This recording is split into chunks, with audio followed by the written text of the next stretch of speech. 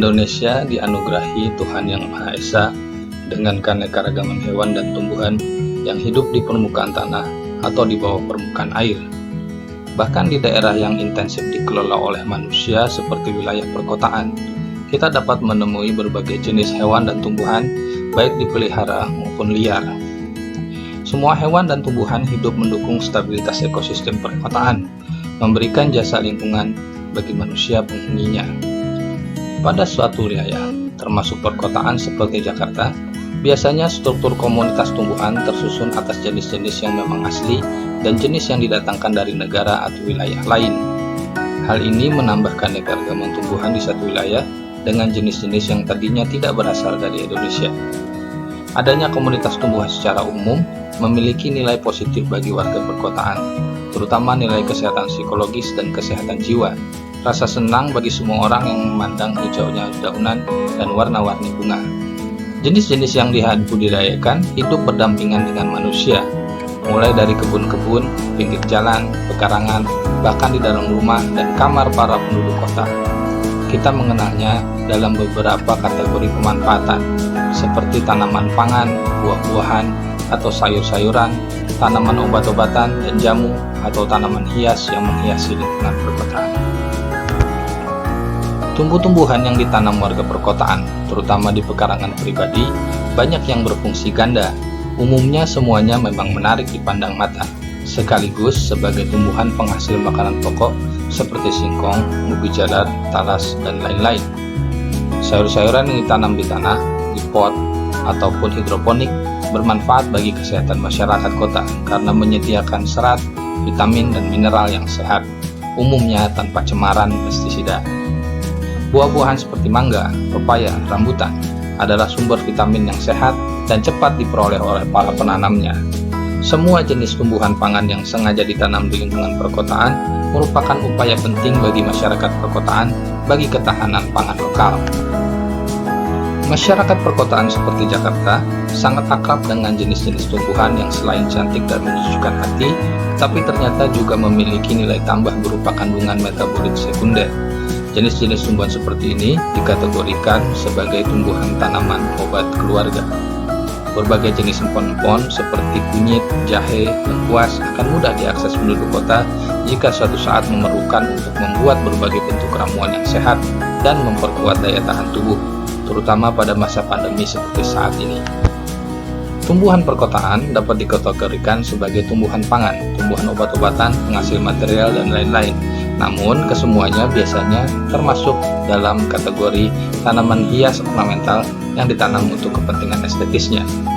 Fungsi tumbuhan sebagai tumbuhan ornamental adalah fungsi tumbuhan terpenting bagi masyarakat perkotaan. Kebutuhan pangan, obat-obatan, maupun material masyarakat perkotaan umumnya dipenuhi melalui transportasi atau impor dari pedesaan, sehingga tumbuhan pangan maupun obat-obatan yang ditanam penduduk kota sebenarnya lebih berperan pada fungsi estetisnya sebagai ornamen di lingkungan perkotaan yang sangat termodifikasi ini, termasuk lingkungan instalasi pendidikan seperti sekolah-sekolah atau kampus-kampus. Hidup dikelilingi oleh tumbuh-tumbuhan yang menyejukkan hati dan indah, masyarakat perkotaan harus tetap hati-hati karena tiap tumbuhan memiliki karakternya masing-masing. Beberapa jenis tumbuhan dikenal memiliki bahaya jika tidak dipahami dan baik, berupa bahaya fisik maupun bahaya secara kimiawi dari zat-zat metabolit yang dihasilkan oleh tumbuhan tertentu. Bahaya yang paling umum adalah bahaya fisik karena gravitasi. Pada musim hujan, sangat berbahaya berteduh atau parkir di bawah pohon besar. Pohon angsana yang sering ditanam sebagai peneduh jalan juga ternyata merupakan pohon yang tercatat sering sekali patah dahan dan rantingnya dan menjatuhi apapun yang ada di bawahnya. Pohon beringin dapat tumbang jika kanopinya terlalu besar, padahal akar gantung yang menyokong kanopi tersebut selalu dirapikan atau dipangkas. Perawatan pohon peneduh adalah hal yang penting mencegah bahaya karena beban batang, dahan, dan rantingnya. Bahaya fisik lain yang paling umum adalah duri. Berbagai jenis tumbuhan dilengkapi duri, seperti duri sejati pada semak bougainville atau duri tempel pada mawar atau kaktus, maupun daun yang berduri pada pandan dan nanas. Kesemua jenis tumbuhan tersebut jelas-jelas memiliki duri yang terlihat, Namun kadang-kadang orang masih cukup sembrono sehingga terluka oleh jenis-jenis tumbuhan berduri tersebut. Kelompok rumput-rumputan adalah kelompok yang khas karena keseluruhannya dilengkapi dengan bulu kejur berupa silika yang tajam. Jadi, bermain-main mencabut daun alang-alang, apalagi dengan arah terbalik, dapat sangat berbahaya. Jenis ornamental lain, seperti bambu, adalah tumbuhan yang sangat berguna. Namun penanganannya harus sangat hati-hati karena serat bulunya tajam, sedangkan bulu miangnya dapat menyebabkan gatal. Selain bahaya yang sifatnya fisik, beberapa tumbuhan wajib kita ketahui karena menyimpan bahaya kimiawi dari hasil metabolit sekunder berupa getah yang terkandung di berbagai organnya.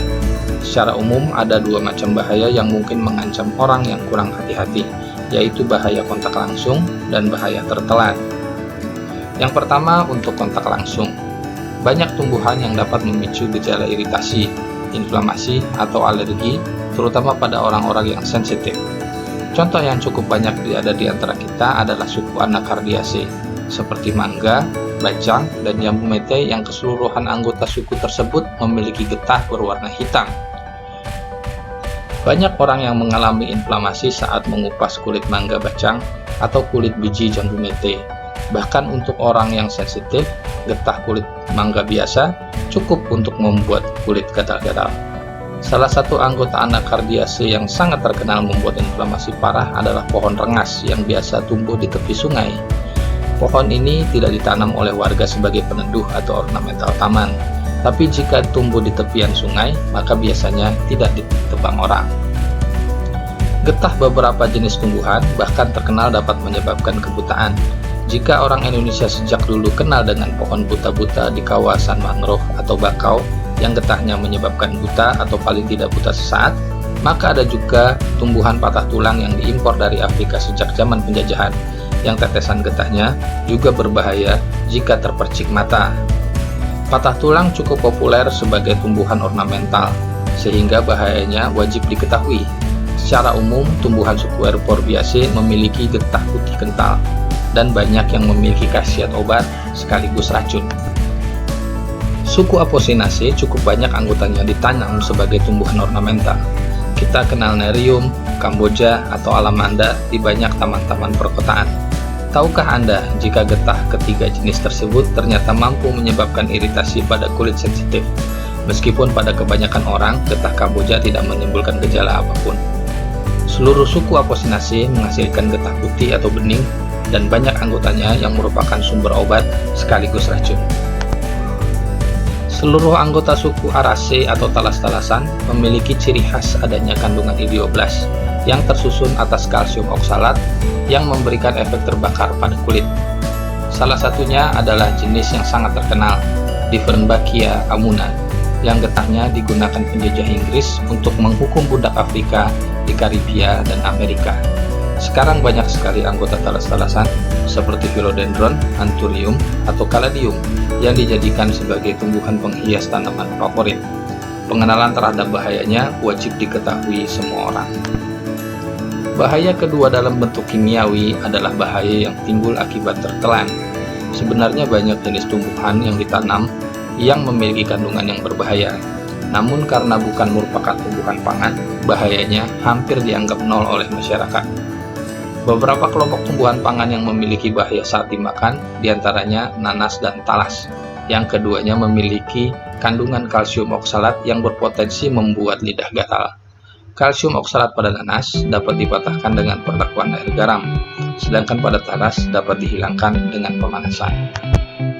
Tumbuhan ornamental penghias taman yang umum sekali ditanam masyarakat perkotaan adalah bintaro. Siapa sangka jika biji buahnya ternyata mengandung racun serberin yang cukup berbahaya.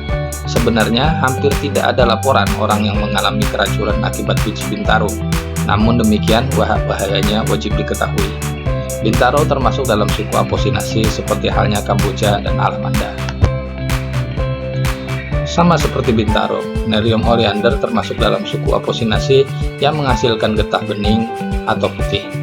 Jika tertelan, organ Nerium seperti daun, bunga, atau ranting yang bergetah mengandung racun oleandrin yang mempengaruhi kerja jantung. Sebagai tanaman hias, mungkin tidak ada orang yang berupaya memakan daun atau bunga nerium. Meski demikian, risiko bahayanya wajib diketahui. Pencegahan dan pemahaman adalah senjata pertahanan yang paling baik bagi masyarakat kota. Kebanyakan tumbuhan yang memiliki potensi bahaya adalah jenis yang memang sengaja ditanam untuk fungsi-fungsi tertentu. Artinya, pemahaman tentang bahaya adalah hal yang utama. Selain pemahaman, maka sangat penting untuk selalu menerapkan penggunaan alat keselamatan. Rumput-rumputan keseluruhannya memiliki kandungan silika yang berpotensi mengiris kulit, sehingga bermain di lapangan rumput haruslah diperhatikan, yaitu dengan selalu menggunakan alas kaki. Saat membersihkan taman, memangkas pohon, getah yang dihasilkan dapat terpapar kemana-mana. Oleh karena itu, selalu gunakan sarung tangan dan atau kacamata pelindung saat memangkas tumbuhan taman. Apalagi yang jelas kita tahu berasal dari suku-suku tertentu seperti Apocynaceae dan Euphorbiaceae. Tentunya jika hal-hal yang tidak diinginkan tetap terjadi, berkonsultasi dengan tenaga kesehatan dan instalasi kesehatan terdekat adalah hal yang sangat dianjurkan. Selamat menikmati lingkungan perkotaan yang asri dengan tumbuh-tumbuhan yang hijau, segar berbunga. Pahami untuk menikmati.